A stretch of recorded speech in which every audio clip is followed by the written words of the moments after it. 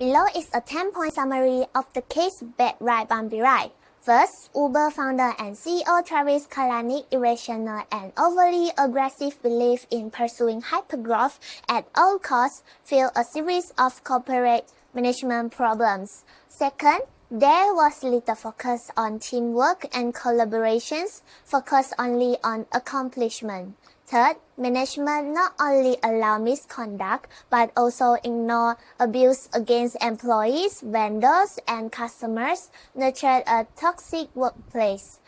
Fourth, the leadership engaged in significant personal misconduct. For example, the public dispute of the CEO with a driver that impaired trust internally and externally and lowered the company's reputations. Fifth, the company even created a secret program to defraud regulators and made a routine practice of disregarding laws and rules. 6.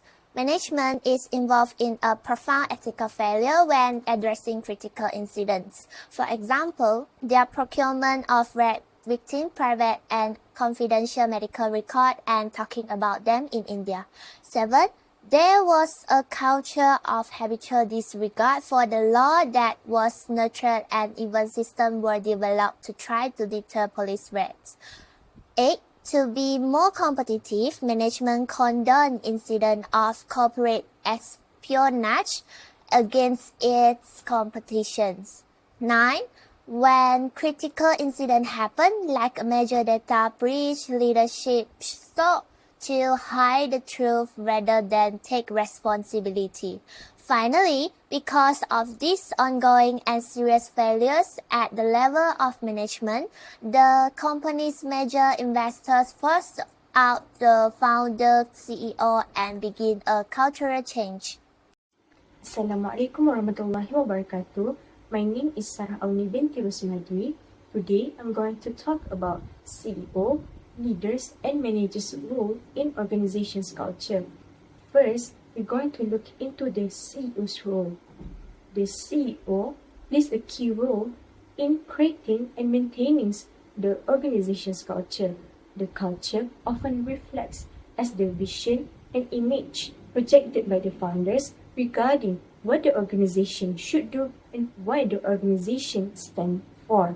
As the result, the members share a deep sense of purpose which can connect them and define who they are.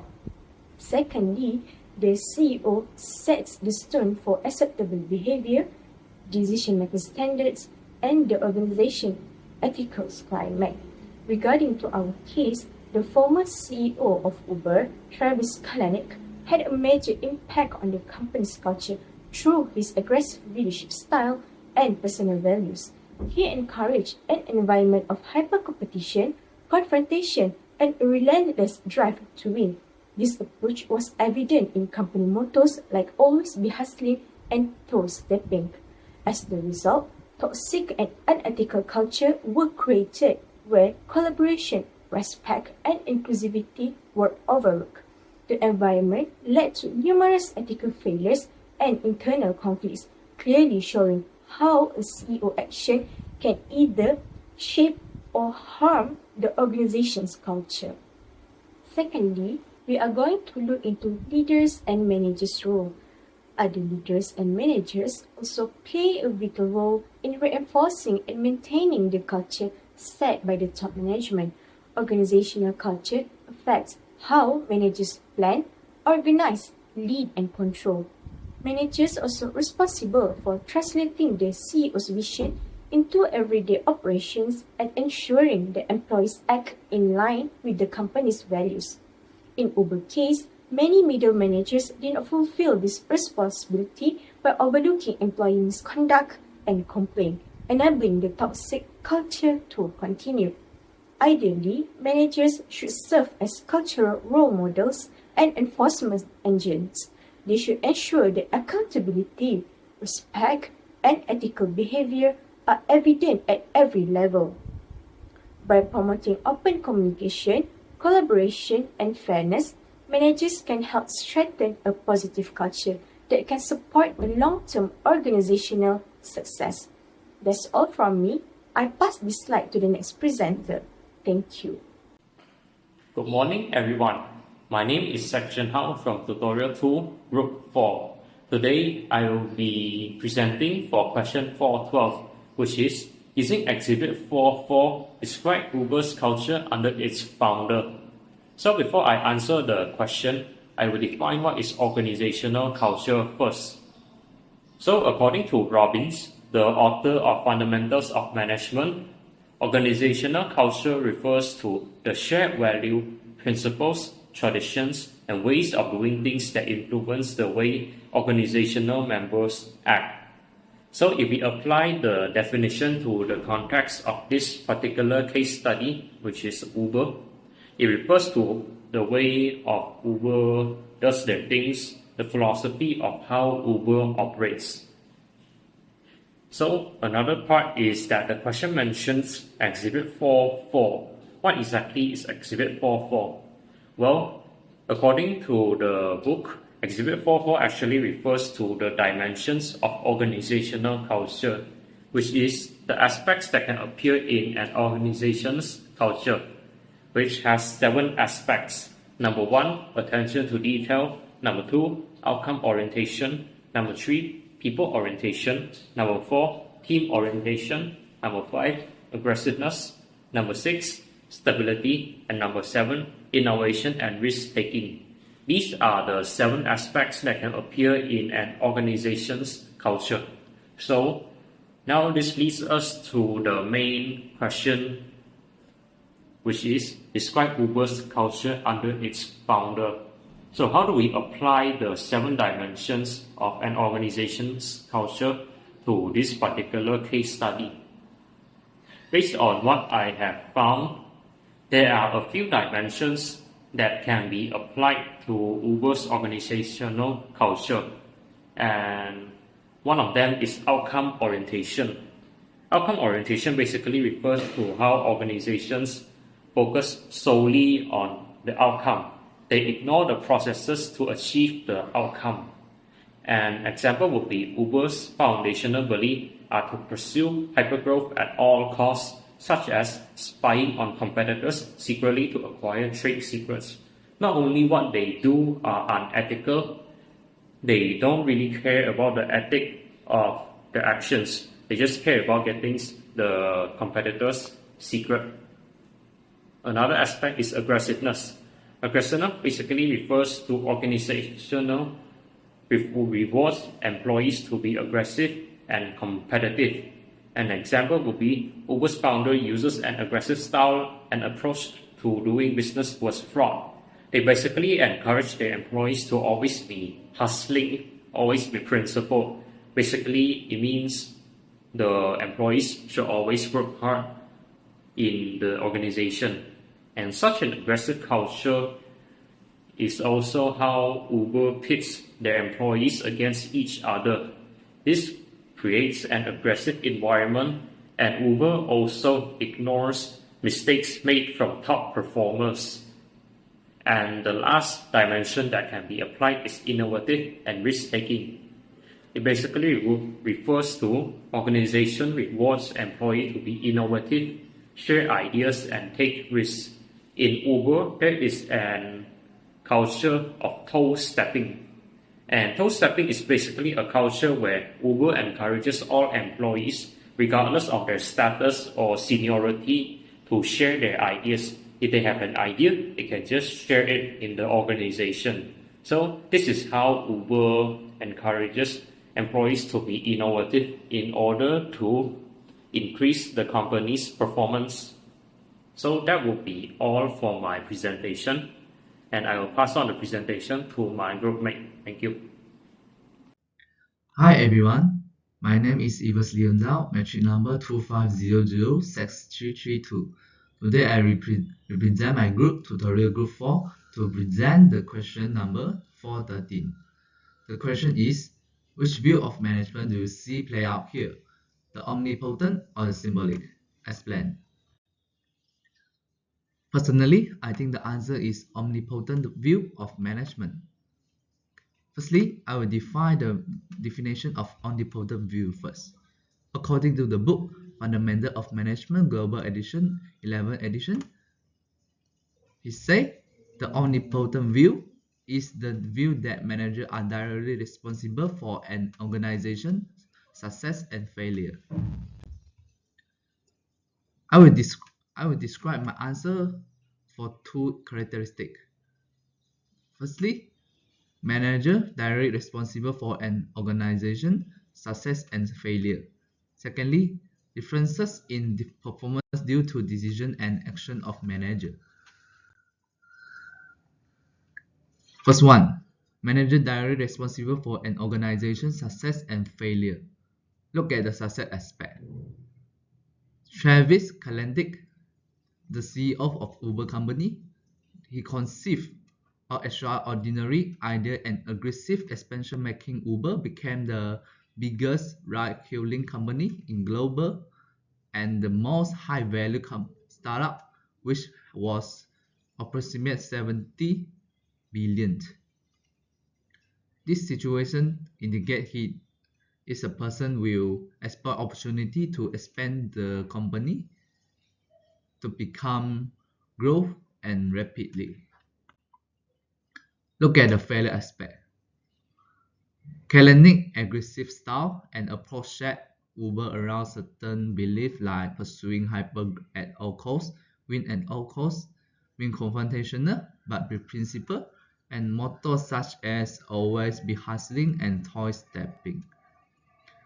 But Kalanick cannot control his employee because the company didn't have collaboration and teamwork among the employees, and Kalanick connived his employees celebrate by chest pump and pushing up contests.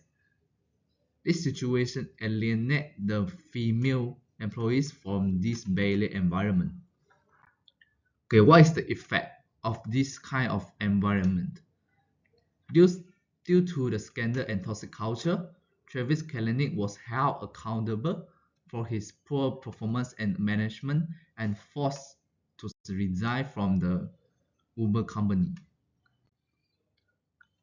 For the second characteristic, difference in performance due to decision and action of manager. Let us look at the first CEO, Travis Kalanick. What he do when he still is a CEO at Uber company? First, the viral argument with an Uber driver. Secondly, the use of grabber to identify and deny the driver who had violated Uber's contractual terms. Thirdly, the occurrence of rape case, data breach, and spying of rival ride-hailing company will happen due to his management style.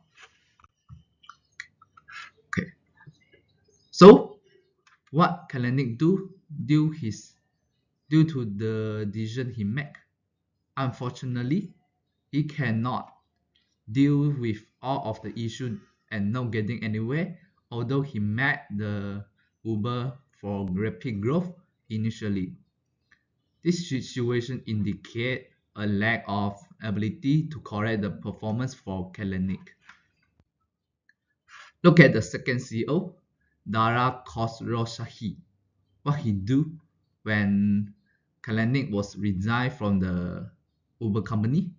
Okay, firstly, replenishing Uber depleted executive. Due to the scandal and toxic culture and environment at the Uber company, many executives and employees cannot adapt himself into the company, so they forced to resign to the company due to the toxic culture. Secondly, implementing change mandated by the board to address allegations of ignored complaint of sexism and sexual harassment. What is the effect for Khosrowshahi? Luckily, Khosrowshahi was credited as a humble, a good listener, and a diplomat. That's all for me. This is my presentation, and I will pass my presenting to my next groupmate. Thank you. Hi everyone, my name is Leng, and now I'll be presenting on question 4-14, which is what advice about organization culture would you give to the new CEO? So, what is the organizational culture? Organizational culture refers to the shared values, behaviors, and the norms that shape how employees work, interact, and make decisions. Firstly, the CEO must lead by example. By modeling ethical and respectful behavior and setting high standards for professionalism, the organization can follow suit. Leadership set the tone, encouraging employees to uphold the same values and creating a positive atmosphere throughout the company. Furthermore, the CEO should create a safe and fair workplace. The CEO must ensure employees feel respected and protected by enforcing strict policies against harassment and discrimination. A safe workplace allows everyone to work confidently, build trust, and encourages greater contribution. Moreover, encouraging teamwork is essential. Cooperation should be prioritized over internal competition, and team's achievement should be recognized and rewarded. This strengthens collaboration, helps employees feel valued, and fosters a sense of belonging. Besides, communication and feedback are key. Employees should be kept informed about goals and decisions, while the CEO actively listens to the feedback and acts on it. When employees see their opinions are heard, engagement and morale improve. Additionally, rebuilding the company's reputation is critical. Trust with investors, regulators, drivers, and public must be regained through accountability and ethical practices. Demonstrating that Uber learned from past mistakes helps restore confidence and strengthen relationships. Finally, promoting responsible and ethical growth is vital. Uber should be expand its business sustainably and legally balancing innovation with ethics, safety, and social responsibility. Ethical growth ensures long-term success and reduces the risk of repeating past errors. By focusing on these six strategies, Uber can transform its culture since it will be improve employees' morale, strengthen public trust, and secure long-term success for the company. That's all for me. Thank you. The moment I learned that the CEO belief was to grow and succeed at all costs, I had concerns. At all costs itself is a phrase that shows a lack of ethical principles. The most common example I hear of doing something beneficial without considering the consequence is crime, and they actually committed crimes, whether it was developing so-called secret technology, disregarding laws and regulations, or secretly spying on competitors, all demonstrate that they were truly managing the company at any cost. What disturbed me the most is that they dismiss a horrific rat case as a scheme by competitors and even made the victim medical records public. This is simply inhumane. I would like to share some important career advice. First, we should never compromise our own value just to fit into a company's culture. Second, it's important to carefully assess the company culture before deciding to join. Third, we must avoid working in unhealthy or toxic environments. Fourth, always be brave enough to make ethical choices even when it's difficult. Finally, when facing unethical or illegal behavior, we should either speak up or leave the company. I am Hua Yilang, and now I'm going to present to you the 10-point summary of case application 2, Not So Out. The topic is the power of presence. The first point is the strategic value of executive presence for global management. Being physically present in international offices allow the leaders to truly understand what employees experience. It helps them to see cultural differences and everyday challenges firsthand, which are the things that simply don't show up in reports or emails. The second point is Table's rapid international expansion. Table has expanded quickly since 2004, now serving over 35,000 clients in more than a dozen countries. This growth demonstrates that the strong global demand for analytics tools is that are powerful yet easy to use. The third point is strong and innovative products keep Table competitive. Even with competition from major tech companies, Table remains competitive because its products helps people to understand complex data quickly. Their dashboards and visualization tools gives users clear and meaningful insights. The fourth point is the global market contributes a major portion of revenue to Table. A significant part of Table's success comes from outside of the US. In fact, international revenue grew by 86% last year, showing just how important global markets are to the company's overall performance. The fifth point is Table builds a large and diverse global workforce. The company now has around 2,800 employees, and more than half work outside of Seattle. This table opens new offices in major cities worldwide as international workforce continues to grow and support the company's expansion. The sixth point is the organizational challenges of managing worldwide operations. Growing globally brings real challenges. Differences in cultures, time zones, and physical distance can make communication harder and create inconsistencies in management practices across regions. The seventh point is CEO Shabo's experience in London leads to a better understanding of global operations. To better understand these global issues, the CEO spent a year working in the London office. This time abroad gave me a clearer picture of the cultural and operational challenges that international teams face every day. The eighth point is disconnection between international offices and headquarters. Many employees outside the US felt overlooked by the headquarters. Without regular visits from the leadership, they often felt less valued or less connected to the overall company direction. The next point is demonstrating organizational commitment through executive relocation. The CEO's decision to work abroad sent a powerful message. Every office matters. His presence overseas showed employees that their contributions are important and that leadership is willing to understand their situation personally. The last point is Tables encourages more executives to visit and understand global teams. Because this experience was so impactful, Table now encourages other executives to spend time in international offices as well.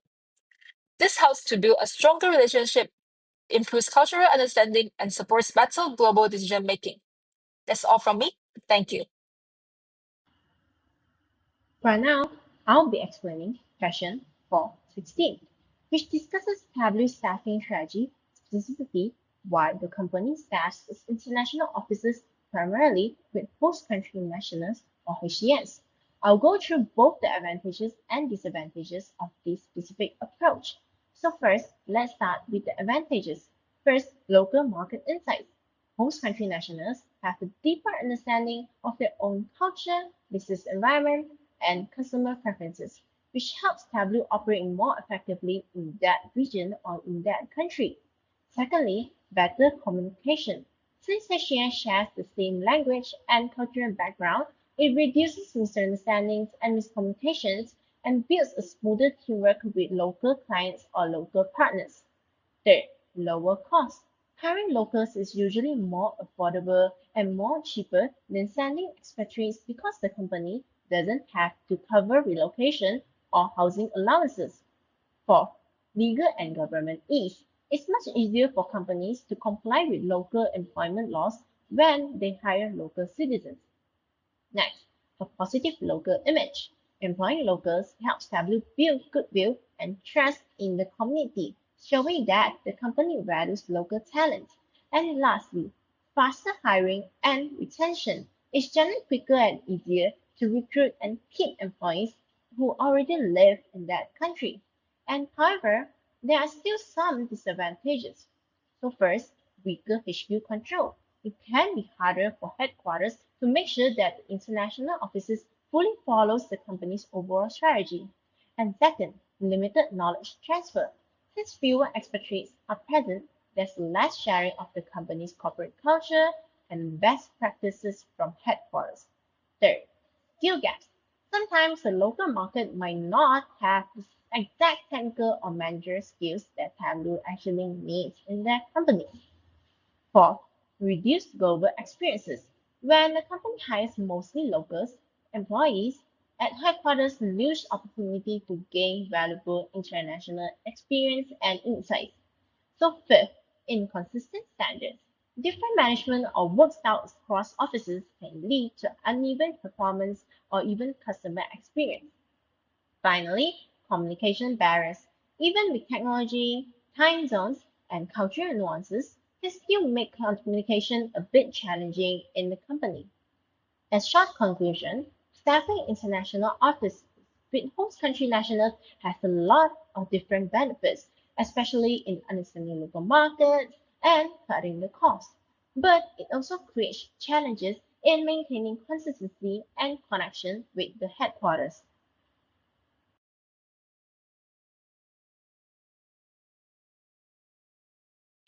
So today I'm going to discuss about the question 4.17. You agree with Chabo that the company will benefit if more executives spend time in international offices. Why or why not? So my answer would be yes. I do agree with Chabo that executives spending more time in international offices will benefit the company in many ways. So first and foremost, when executives visit international offices, employees will feel valued and can lead to higher commitment at work. So, for example, if Tableau US executive regularly visits the KL office, the employee there will feel that they are also an important part of the organization, and this may increase their passion for work. In contrast, if the overseas branches rarely visited by executives from the headquarters, the employee in the overseas branches may feel excluded from the company. So as a result, they will be unproductive during working hours, and this may eventually cause the company to suffer losses. Therefore, frequent visit between the executive and employee is extremely important for the overall performance of the company. So here are a real-world example, which is the Microsoft CEO Satya Nadella, who often visits international offices to communicate directly with employees. So according to the Swedish Institute, he has implemented a listening tour where he travels to different Microsoft offices around the world to meet with employees and hear their concerns.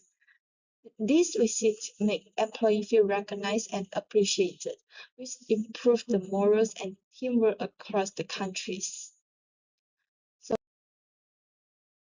moving to my next point. More time spent by executives with employees in international office can really enhance their relationship. For instance, if Tableau US executive frequently ask German employees about their opinions and ideas, it will strengthen the connection between them. As a result, employees will have a better working environment and build a more harmonious relationship with management. In addition, this will also improve communication between the company and its international offices. With more interaction, misunderstanding can be reduced and the company can continue to grow in a positive way. So one of the real-world examples of this is Unilever. According to the Singapore Economic Development Board, Unilever's Global Board of Directors visited Singapore to learn more about the region and engage with the teams, as well as with other partners with whom Unilever collaborates. This face-to-face interaction helps strengthen the relationship, improve communication, and ultimately benefits the company. Thus, interaction between executive and employee are a key factor for a company long-term success. So, my last point is, when executives spend more time in the international offices, the employee tend to work harder and feel more motivated. They will try to be more active in showing their best performance and maintaining a positive attitude at work. At the same time, this can create a healthy competition environment in the international offices where employees compete to become the top performers in the company. For example, in a company like Nestle, the executives from Switzerland spend more time in their overseas office, which makes employees feel respected. This motivates them to work harder and consistently maintain a high level of performance. As a result, the company becomes more competitive globally as its employees continuously improve their personal qualities and skills. So in conclusion, I strongly agree with Charlotte because frequent visit of executives to international office help the company benefit from stronger relationship, better communication, and improved global coordination. So I will pass to the next presenter. Thank you. Thank you, Eunice. So for my part, the question is, as every get ready to spend time in the company's international office, how can they prepare for the cultural difference they will encounter? So for my first point is analyze the external environment. Executives are required to study the external environment of each international office like economic, political, legal, and social culture. This is because it not only helps them get to know their employees better, but with the knowledge, it allows them to make decisions that are legal, economically appropriate, as well as avoid sensitive topics, which ensuring the successful and credit trustworthy among executives and employees. For instance, from the perspective of the legal field, executives who stay in Sydney must be familiar with the Fair Work Act 2009, which states the minimum standard for wages, working hours, leave entitlement, and workplace rights. Employers must also provide new employees with a fair work information statement. While, from a social cultural perspective, analyzing cultural difference help executives understand how local values influence employee expectations. The United States is highly individualistic culture, where people value independence and self-expression, as shown by Australia's individualism IDB score of 91.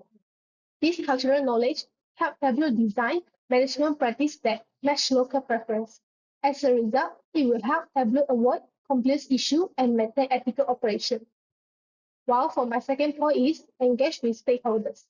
Tableau executive should strengthen relationship and internal unity between the employees and executive. This is due to the fact that trust, teamwork, cooperation, and a positive working environment will be fostered when the executive successfully strengthen relationship.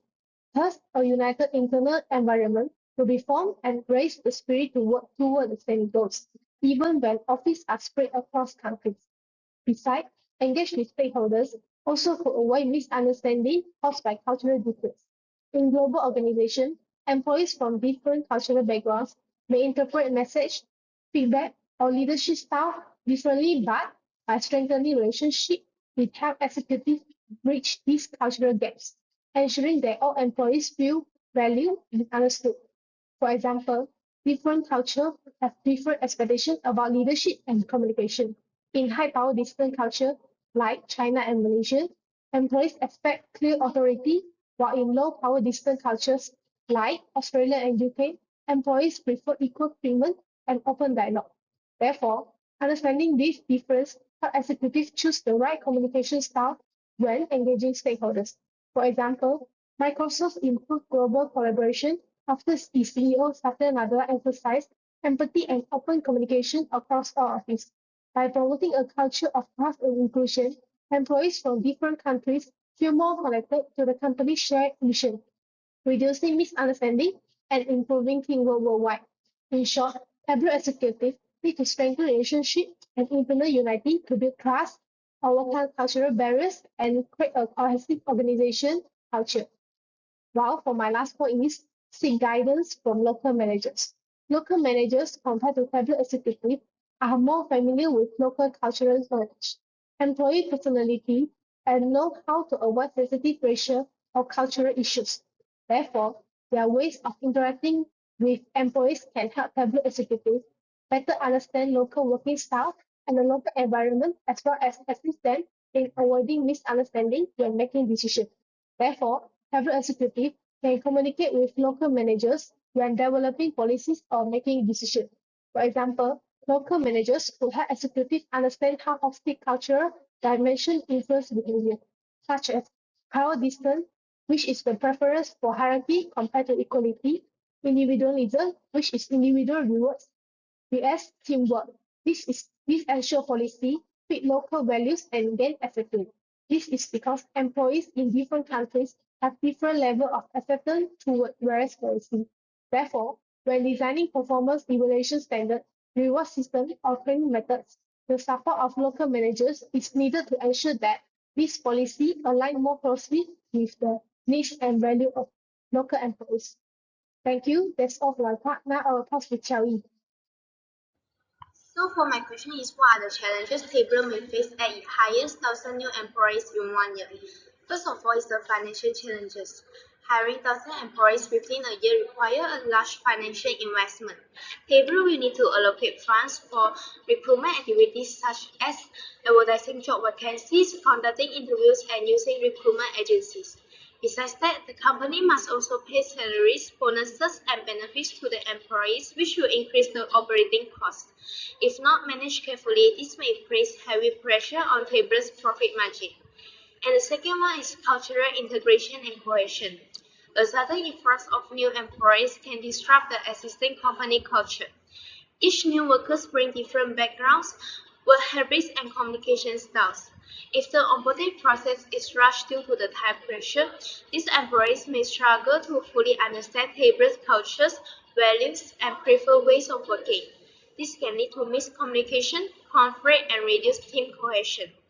And the third one is management and structure. Managing an additional 1,000 employees will stress Tableau's leadership structure. Current supervisors and managers may become overwhelmed as they take on more direct reports than they can handle effectively. This overload can result in slower decision-making, lower quality of supervision, and less frequent performance feedback. And the fourth one is recruitment and talent acquisition. Tableau may struggle to attract enough qualified candidates, especially if the required roles demand specialized technical. There is also a risk that recruiters may face pressure to hire quickly just to meet numerical targets, which could lead to poor hiring decisions and mismatched skill sets. And the fifth one is onboarding and training. Existing onboarding and training system may not be designed to handle such a large intake. Limited resources such as trainers, mentors, or training facilities can result in inconsistent onboarding experiences. New employees may not receive the guidance, product technology, or job-specific training they need, leading to knowledge gap, lower confidence, and reduced performance in the early months. And the last one is operational and logistical issues. A sudden growth of 1,000 employees requires significant logistical adjustment. Tableau may need to expand office space, upgrade digital tools, strengthen IT structure, and increase support services such as HR and help desk system. If these changes are not managed properly, employees may experience overcrowded workplaces, outdated technology, slow technical support, and inefficient workflows. Operational disruption can lower productivity and negatively impact employee morale.